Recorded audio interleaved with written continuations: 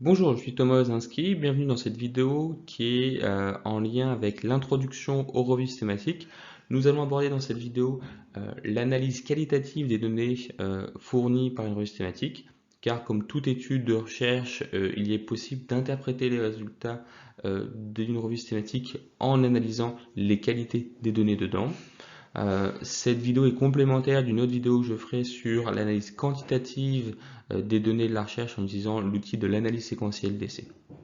Là, dans cette vidéo qualitative, nous allons nous intéresser à l'outil de la Cochrane GRAD. Je tiens à préciser que cette vidéo dure une demi-heure d'introduction à l'outil. Il est possible d'aller chercher plus d'informations sur cet outil-là en regardant les vidéos de la collection Cochrane dédiées à l'interprétation du GRAD. Dans la vidéo, vous trouverez des informations sur pourquoi faire une analyse qualitative des revues systématiques, des données des revues systématiques. On ne va pas aller sur l'analyse méthodologique des revues. Et ensuite, je présente les différents items de l'outil GRAD, comment l'interpréter, comment coter, pour pouvoir soit faire dans une revue systématique, soit analyser les données d'une revue systématique. Les revues systématiques sont régulièrement décrites comme les études qui donnent le plus haut niveau de qualité des données. En effet, quand nous représentons la pyramide des évidences selon le type d'étude, on voit que en premier lieu, les études de type ou les données de type avis d'experts sont considérées comme potentiellement plus faibles en confiance parce que plus biaisé par l'expérience du praticien et parfois la difficulté d'englober un grand nombre de données. Et puis on monte vers les essais randomisés contrôlés et en fin de compte les revues systématiques qui sont considérées comme le plus haut niveau de preuve. Inconvénient, comme toute étude et donnée, elle a des faiblesses et on peut parler d'un colosse au pied d'argile parce qu'il y a plusieurs choses qui peuvent impacter la qualité des données fournies par une revue systématique.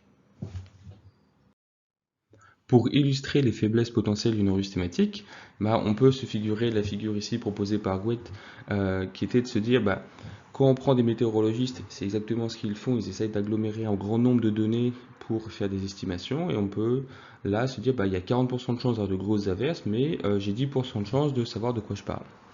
C'est ce qu'on a dans les revues systématiques. Par exemple, si on prend un exemple très clinique, la revue faite par Morichon et collaborateurs en 2014 sur l'utilisation du kinesiotaping, ils mettent en évidence que le kinesiotaping est très utilisé, assez populaire, mais que les revues systématiques, la plupart du temps, sont de qualité méthodologique faible. Donc on va commencer à se poser la question, quelle confiance j'ai dans le résultat qui sert à faire la promotion du kinesiotaping. Et une donnée d'autant plus intéressante qu'ils ont fait, c'était de se dire, plus les données sont de bonne qualité, moins l'effet apparaît. Donc on voit qu'il va falloir prendre en considération la qualité des données initiales que nous mettons dans la revue systématique pour estimer la confiance que nous avons dans les résultats de la revue systématique. Donc comme dans toute étude, il y a à prendre en compte plusieurs facteurs et pas uniquement les données quantitatives qui sont fournies dans la revue systématique, et il y a besoin d'avoir un outil d'analyse de la qualité. Dans une revue systématique, la qualité des données, des évidences, donne la confiance que l'on a dans le fait que l'estimation que nous faisons du phénomène est correcte. Comme dans une étude primaire où on voit que la qualité méthodologique de l'étude fait qu'on a une confiance plus ou moins forte dans les résultats de cette étude, on a la même chose. Quand j'agglomère plusieurs études, si ces études sont de mauvaise qualité, la confiance que j'ai au final n'est pas très bonne. C'est comme quand j'écoute plusieurs ragots de personnes que je ne connais pas très bien et qui je sais que ne sont pas forcément très bien informées dans le sujet. Probablement j'ai une faible confiance dans ce qu'ils vont me proposer. Et nous avons de même dans la recommandation qu'on peut fournir après une revue de littérature, la qualité des évidences va donner la confiance qu'on aura dans l'estimation des informations de la recommandation. Quand une recommandation est basée sur des avis d'experts ou peu de choses, on a quand même peu confiance, ou plus questionnable que s'il y a des données de grande qualité en nombre, cohérentes, qui vont dans le même sens. Donc c'est de cette réflexion instinctive très simple de se dire Qu'est-ce que je fais au quotidien quand j'ai plusieurs informations et comment j'arrive à être confiant dans une synthèse des informations que je reçois au quotidien?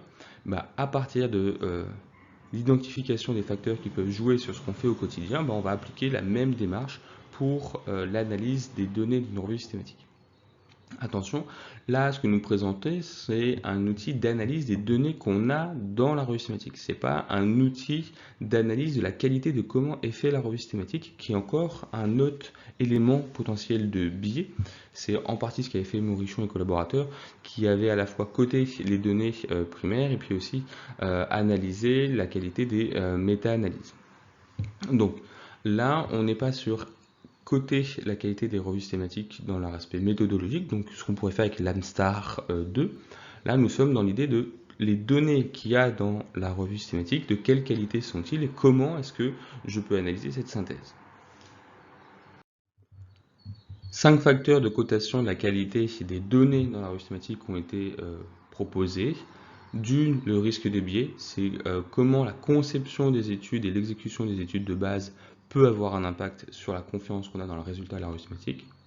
L'inconsistance ou l'hétérogénéité est le deuxième point, c'est combien les données vont dans le même sens ou est-ce qu'elles sont très disparates par rapport à notre question de recherche. Ensuite, on a en troisième point l'aspect indirect, on utilisera le néologisme indirectité sur l'aspect de savoir par rapport à ma question de recherche, les données que je trouve, combien est-ce qu'elles répondent directement à ma question de recherche ou est-ce qu'elles passent par des chemins de traverse. Nous verrons des exemples, mais par exemple, quand je veux m'intéresser à l'infarctus du myocarde et que je prends comme critère de jugement, en fin de compte, dans les études, la dysrythmie au niveau cardiaque sur un ECG, j'ai quand même un écart potentiel entre ce marqueur que je retrouve dans les études, qui est un électrocardiogramme, et mon critère primaire qui m'intéressait, qui était l'infarctus du myocarde. Donc ce côté d'indirectité. Quatrième point, l'imprécision.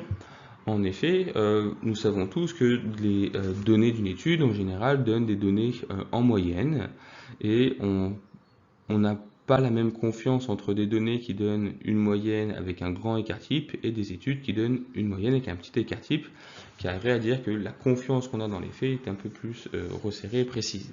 Plus l'intervalle de confiance est grand, moins on a de certitude sur vraiment la valeur réelle du phénomène, plus il est petit, mieux c'est. Donc ça va être des choses importantes à faire. Évidemment, on prend en considération aussi les biais de publication sur lesquels nous reviendrons, parce que quand nous faisons une revue littérature, s'il y a des données qui n'ont pas été publiées, nous ne pouvons pas faire la revue en incorporant ces données-là, et donc notre résultat est potentiellement biaisé. Donc ça, on a des moyens qui ont été proposés pour essayer d'estimer ce potentiel biais. Ensuite, nous retiendrons que pour les essais randomisés contrôlés, on part de l'idée que c'est les plus hauts niveaux de preuve. Donc, comme on est en haut de la pyramide, s'il y a des problèmes, on va descendre la confiance qu'on a dans le résultat. Et pour les études observationnelles, comme c'est un peu plus bas dans la pyramide, on va voir s'il y a des facteurs qui permettent d'être un peu plus confiant et remonter dans le niveau de confiance des résultats. Avant de rentrer dans le détail des différents facteurs d'influence de la confiance dans les qualités des données, je vous présente la forme proposée par la convention Cochrane sur la présentation des résultats par rapport à une question de recherche. C'est un tableau de résumé qui présente en premier lieu, vous le voyez ici, la question de recherche avec le PICO adapté ou ses variations. Pour comprendre, là, c'était des données sur l'auto-prise en charge des patients qui souffrent d'une BPCO. Et on regardait la population, ceux qui ont une BPCO, on vérifie que ça soit à domicile, l'auto-intervention contre une intervention standard où ils sont pris en charge régulièrement par différents professionnels de santé. Et comment nous résumons? Une ligne par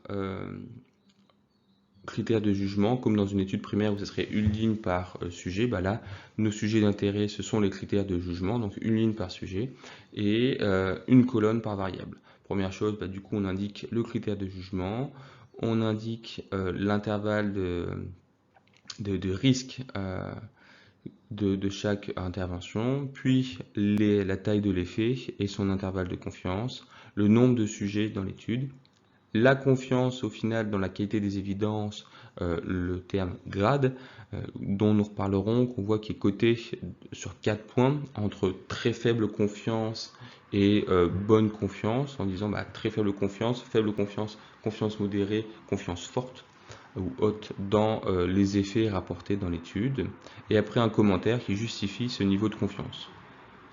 Ainsi, avec la lecture de ce résumé-là, on peut voir qu'on a une confiance modérée, que l'intervention seule, réalisée sur 700 patients, a un effet intéressant sur la qualité de vie évaluée par le questionnaire respiratoire de Saint-Georges, avec une qualité de vie qui est un petit peu mieux, semble-t-il, dans l'intervention à domicile, auto-rééducation, par rapport à un traitement seul. Et on voit un commentaire sur disant voilà, ce score plus faible indique une meilleure qualité de vie, et un changement de moins de 4 points est montré comme pas forcément potentiellement intéressant. Donc on se dit on a une confiance forte sur une confiance modérée sur le fait qu'on a une intervention qui est plus efficace, mais que malgré ça, l'efficacité est en deçà de ce qui peut être jugé comme potentiellement important pour le patient. Donc comme ça, on a toutes les données clés en main pour réfléchir sur nos choix d'intervention. Maintenant, passons à l'analyse des différents facteurs potentiels de biais. Nous allons commencer par les biais intrinsèques qualité méthodologique des études primaires. On a vu que si on construit notre château de cartes sur des cartes branque-ballantes avec de mauvaise qualité, on aura moins confiance dans la robustesse de notre château de cartes. Là, ce qui est conseillé par la collaboration de Cochrane, c'est d'utiliser leur outil d'analyse de risque de biais, la Risk of Bias Tool. Enfin, le Risk of Bias Tool, c'est un outil qui s'intéresse à la séquence de génération de la randomisation, comment on fait de l'allocation des patients dans tel ou tel groupe, comment on arrive à conserver l'aveuglement, est-ce qu'on fait bien une analyse en intention de traiter par rapport à une analyse en per protocole. Pour rappel, l'analyse en intention de traiter, c'est que je prends tous mes patients et j'analyse l'ensemble des patients, même si certains sont perdus de vue, j'utilise différents outils et méthodes d'analyse statistique pour remplacer les données manquantes. Et l'analyse en pair protocole, à l'inverse, je prends mon échantillon et puis si j'en perds, je vais analyser qu'un plus petit échantillon. L'inconvénient du pair protocole, c'est que ça peut avoir tendance à surestimer une efficacité, parce que souvent les patients qui n'ont pas de bénéfice au traitement arrêtent le traitement et du coup on va pouvoir surestimer le traitement. Et l'inconvénient, c'est que ça ne permet pas d'analyser les facteurs d'effets secondaires qui pourraient justifier l'arrêt du traitement. Un traitement très efficace qui améliore 50% des patients mais qui en tue l'autre moitié sera évidemment jugé moins intéressant qu'un traitement qui n'améliore qu'un quart des sujets et qui laisse les 3 autres quarts sans séquelles. Donc ça, c'est important à analyser. Puis aussi la durée du suivi. On sait qu'il y a des interventions qui ont un effet à long terme. Donc on s'intéresse à ce qu'on a un suivi suffisamment conséquent. Et puis il y a des effets qui, vous le savez, quand on rentre dans l'étude, on est content, on va s'améliorer. Puis après, peut-être qu'en fin de compte, après la nouveauté passée, l'effet s'estompe et on a besoin potentiellement d'estimer plus l'effet à long terme, surtout en rééducation où on essaie de faire une intervention relativement longue de quelques semaines, en espérant qu'elle suffise pour faire que les personnes retournent à la normale et qu'elles restent en haut du plateau, ou qu'elles régressent un tout petit peu parce qu'on les a surathlétisées, mais pas que ça redescende complètement, sinon ça n'a pas trop d'intérêt. On regarde aussi le risque de reporting, donc de report des données que partiel. Ça arrive que certaines études disent je vais analyser à la fois la douleur, la fonction, l'estimation, la confiance en soi et la satisfaction. Puis en fin de compte, on ait les résultats de dire le patient était satisfait. On ne sait pas combien la douleur a changé, on ne sait plus combien la fonction a changé. Donc ça, on regarde aussi ces choses-là.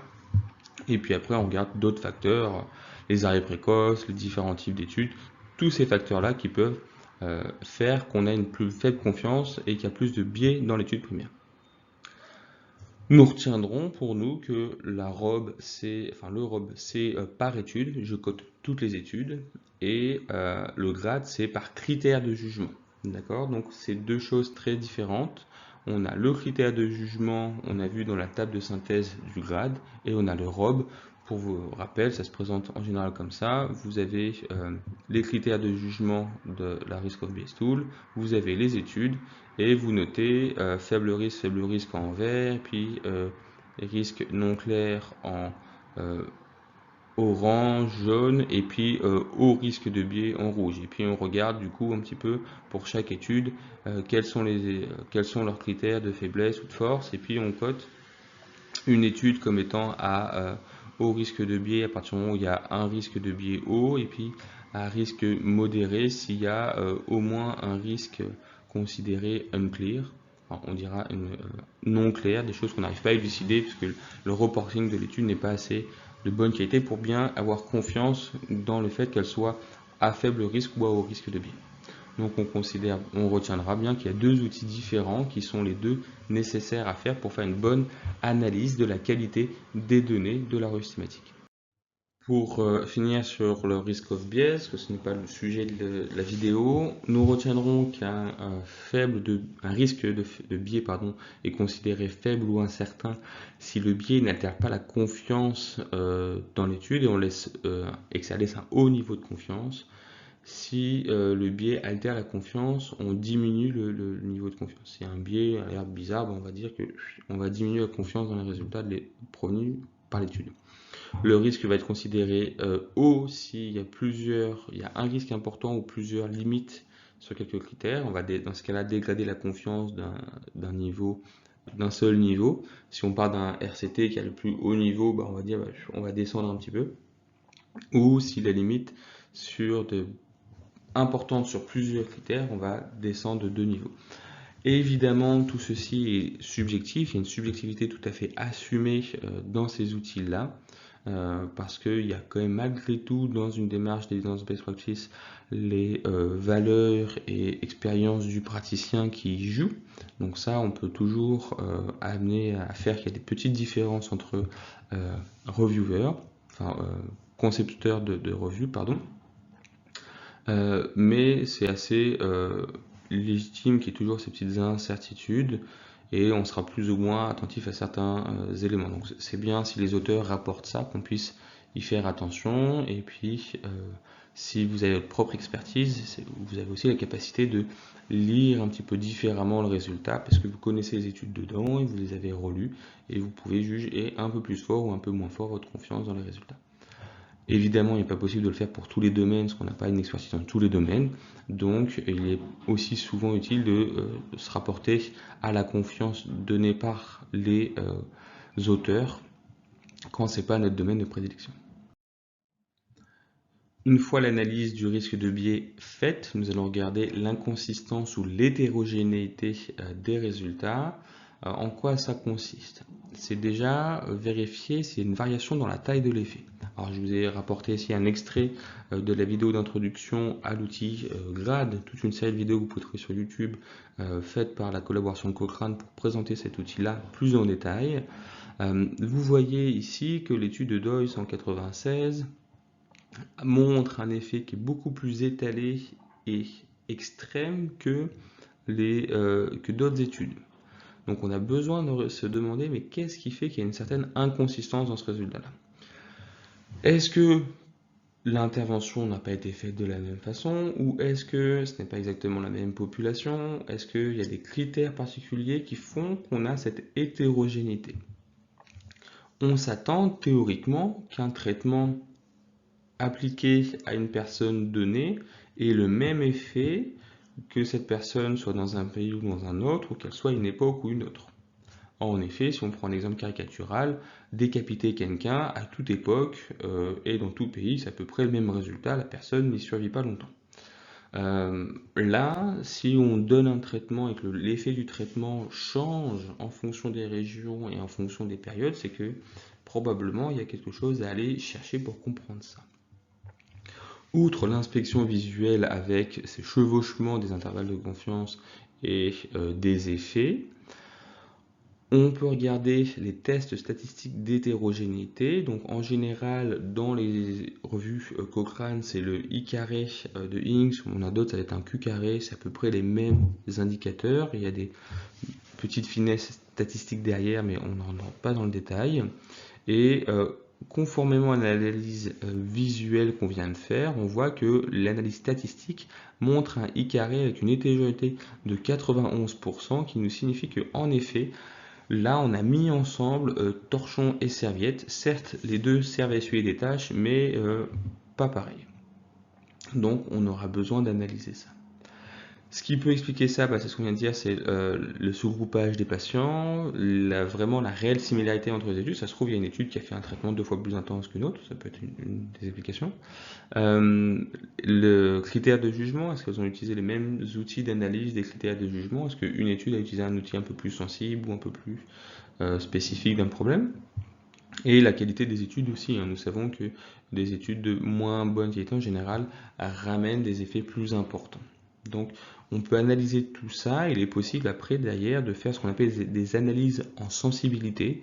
On va reprendre ces études-là et puis on va essayer de voir dans les caractéristiques de Dols, peut-être le fait qu'elle a été faite en France en 96, alors que toutes les autres études ont été faites en Asie dans les années 2000, et on va exclure les études qui sont faites en Europe dans les années 90 en disant elles ont une particularité, on les exclut et on voit si l'hétérogénéité chute en disant voilà, maintenant on a vraiment un pool, un ensemble d'études qui sont de même qualité, qui interrogent la même chose, plus consistante. Donc ça, c'est une des façons de faire avec l'analyse de sensibilité. Maintenant que nous avons vu comment analyser l'inconsistance dans les données rapportées de la revue systématique, on peut s'interroger sur comment coter ça. Et assez basiquement, comme à chaque fois, s'il n'y a pas de forte inconsistance ou hétérogénéité, on va considérer que le risque est faible et du coup on va plutôt avoir tendance à augmenter ou à conserver le niveau de confiance. Si elle est importante, on dégrade d'un niveau. Si elle nous semble très importante, on va dégrader de 2 niveaux. Donc si vraiment très écarté, vraiment plein de facteurs qui ont l'air de bon, on a mélangé trop de choses en même temps, on va dégrader. Si on voit qu'il y a juste peut-être une ou deux études, on va plutôt voir à dégrader d'un niveau, puis au besoin d'exclure l'étude en question. Ensuite vient l'évaluation du caractère indirect des données, l'indirexité pour ce néologisme. C'est de se demander combien est-ce que les résultats que j'ai retrouvés de ma revue de littérature correspondent bien à ma question de base. En effet, on peut se dire, je fais une étude sur une intervention qui est le kinésotaping, puis je me rends compte que j'ai à la fois des gens qui ont mis du tape rigide et du tape souple, j'ai différentes choses et j'ai pas forcément exactement mon intervention cible. Donc ça, c'est dans l'estimation de confiance du résultat, il va falloir que je sois prudent. On peut s'intéresser au risque de récurrence des entorses de cheville à 1 an, puis en fin de compte, on va se retrouver avec beaucoup d'études qui ont fait à 3 mois. Donc on a, encore une fois, sur le critère de jugement, un côté très indirect de l'analyse. Donc c'est ce qu'on essaye d'estimer. Dans un exemple de goélette, on a cet aspect de critères de substitution. Par exemple, on pourrait s'intéresser à des patients qui ont un infarctus du myocarde, donc c'est l'exemple que je prenais tout à l'heure en haut, puis on pourrait avoir, en fin de compte, dans les études, surtout un aspect de calcification de la coronaire. Donc on sait qu'il y a une potentielle corrélation entre l'état de la coronaire et plus tard l'infarctus du myocarde, donc ça serait un assez bon critère de substitution, mais ce n'est pas vraiment le critère de l'intérêt. Donc on aurait déjà un facteur ici où si le traitement diminue la calcification coronarienne, on va dire potentiellement il a des chances d'améliorer la mortalité liée à l'infarctus du myocarde, mais c'est une supposition sur d'autres données logiques où on sait qu'il y a un lien entre les deux, mais ce n'est pas un lien direct fort. Et on pourrait même avoir un critère de jugement un peu plus faible si les études mesuraient plutôt en fin de compte le métabolisme du calcium et du phosphate qui est le métabolisme, un des métabolismes qui est mis en jeu dans la calcification des coronaires. Donc on viendrait sur quelque chose d'encore plus indirect en disant ok, ce métabolisme-là influence entre autres la calcification des coronaires qui est entre autres un facteur d'infarctus du myocarde. Donc on voit qu'on est de plus en plus en train de faire des bons et se dire ça a un effet sur ça qui a un effet sur ça, alors par conséquent ça devrait avoir un effet sur ça. Donc cette transitivité est forcément questionnable et c'est un des critères importants de dégradation aussi potentiellement de la confiance qu'on a dans les résultats. Donc, on peut regarder s'il y a substitution sur la population. Je m'intéressais aux jeunes gens, puis en fin de compte, j'ai beaucoup d'adultes. La période d'évaluation, on a dit 1 an, 3 mois, le critère d'évaluation avec ces exemples. Donc, s'il y a encore une fois des éléments pour se dire, bah, on n'est pas exactement ce sur quoi je voulais faire une synthèse. Dans ces aspects d'indirectité, en fin de compte, ça nous amène à évaluer la qualité globale des évidences, hein, comme les autres éléments. Et on se demande toujours, entre la probabilité de l'effet, qui est la taille de l'effet observé, et la confiance de l'effet, comment je peux modérer ça. Quand les données vont être considérées de haut niveau de qualité, on va se dire très confiant dans l'effet observé et le fait que l'estimation qu'on en a via les études, l'estimation de l'effet vrai, pardon, via les études, est bon. On sait toujours qu'il y a une petite variabilité, qu'on n'approche jamais exactement l'effet vrai parce qu'il y a plein de facteurs qu'on ne maîtrise pas dans une étude par rapport à juste l'effet biomédical qu'on pourrait isoler. Donc s'il n'y a pas trop d'éléments qui vont dégrader notre confiance, on va se dire plutôt haut, et puis après modéré, faible ou très faible. Et très faible, c'est à la limite en disant bah, on est très peu confiant de l'effet. Et avoir en tête que se dire j'ai une intervention qui a une taille d'effet très importante, les patients ont une augmentation de leur espérance de vie, triple leur espérance de vie, ce serait magnifique. Et on a un haut niveau de confiance, c'est la même chose que se dire j'ai une intervention qui fait gagner en fin de compte que 5% d'espérance de vie, mais toutes les données sont de bonne qualité, donc je suis certain dans l'effet de cette intervention-là. Le grade ne prend pas en considération la taille de l'effet, il prend en considération la confiance que j'ai dans cette taille de l'effet. Donc, c'est se dire aussi que si j'ai une intervention avec un faible niveau de confiance d'un gros effet, il va falloir que je relativise entre cette intervention-là, par exemple, on reprend l'exemple du kinésio-taping tout à l'heure, parce que bon, c'est un des exemples qu'on a cité, je vais avoir une très faible confiance dans le fort effet observé, et puis peut-être qu'en face, on a la rééducation par renforcement musculaire des muscles de l'épaule pour les douleurs sous-acromiales. Et en fin de compte, on aura peut-être une plus petite taille d'effet, mais un plus haut niveau de confiance dedans. Donc probablement qu'on aura à discuter avec le patient, de dire bon bah je peux vous proposer ça, mais on va être très putatif, on essaye, on voit ce que ça donne, et on voit si vous êtes dans la bonne population qui répond à ça. Que ce soit par un effet vrai ou un effet placebo, on s'en fiche hein, pour le coup. Et puis, si ce n'est pas très franc, on va aller vers quelque chose où on a plus de confiance aussi en parallèle. Bon, ce qui est à peu près sûr que ça va vous améliorer un petit peu, c'est ça, on va le mettre en place et on essaie de tâtonner.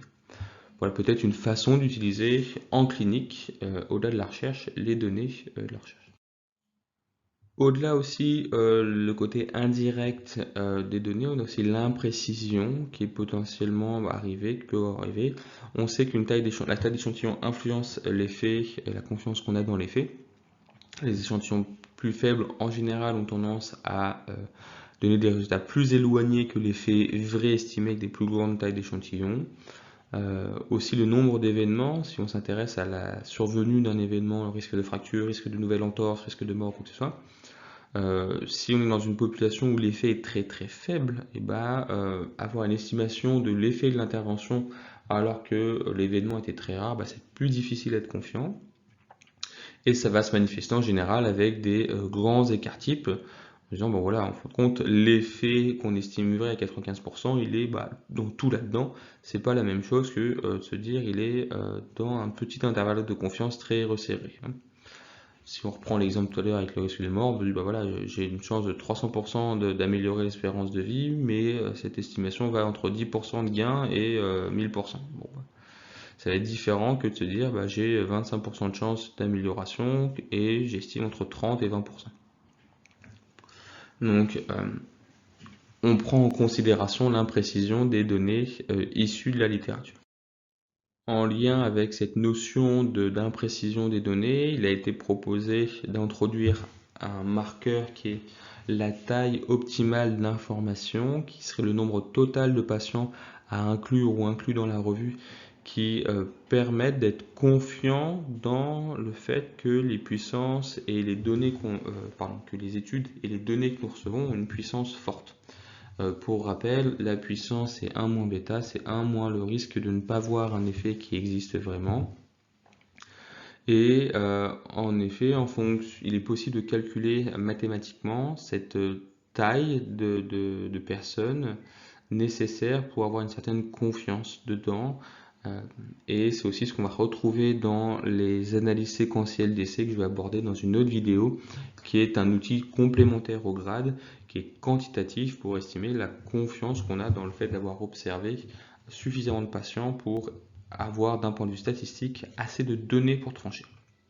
Donc ça nous en reparlerons, mais je voulais préciser un peu ça, parce que c'est un des critères importants, toujours se dire, bah, ok, je vois un effet fort, l'étude était de bonne qualité, mais en fin de compte, elle est faite sur 50 patients pour une pathologie extrêmement fréquente comme une lombalgie, où ça touche un tiers de la population actuelle, où on se dit, bon, bah, 50 sujets sur par exemple 2 millions de Français, bon, bah, ok, mais est-ce que vraiment ces 50 sujets sont représentatifs des 2 millions? Non, donc la confiance va être minorée et l'imprécision pourrait être calculée mathématiquement.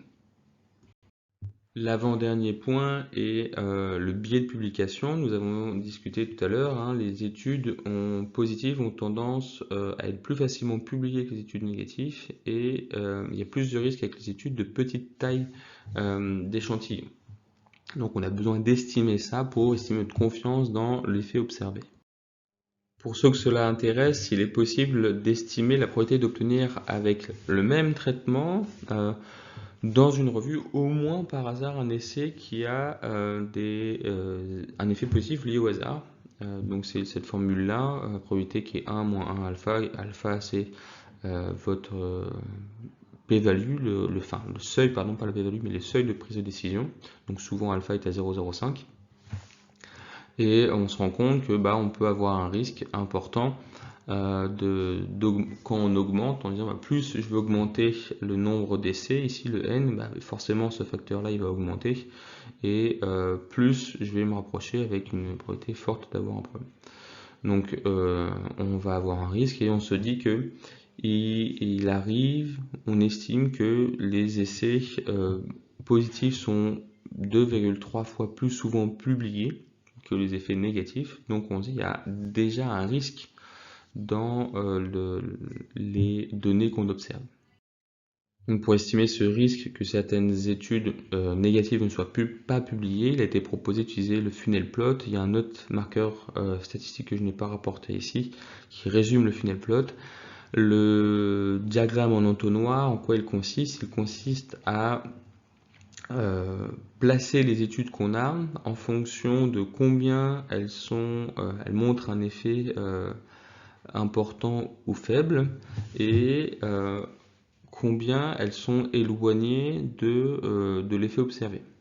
Par exemple, on pourrait avoir des études qui montrent un fort effet important et qui sont relativement proches de l'effet observé, mais toujours en faveur de l'effet. Puis on pourrait avoir ici des données qui manquent en se disant, en fin de compte, si j'ai vraiment un phénomène avec un peu de variation aléatoire, je m'attendrais à trouver une majorité des études autour de l'effet moyen que j'observe, et puis quelques études plutôt en défaveur, quelques études plutôt en faveur, mais je ne devrais pas avoir quelque chose qui est déséquilibré.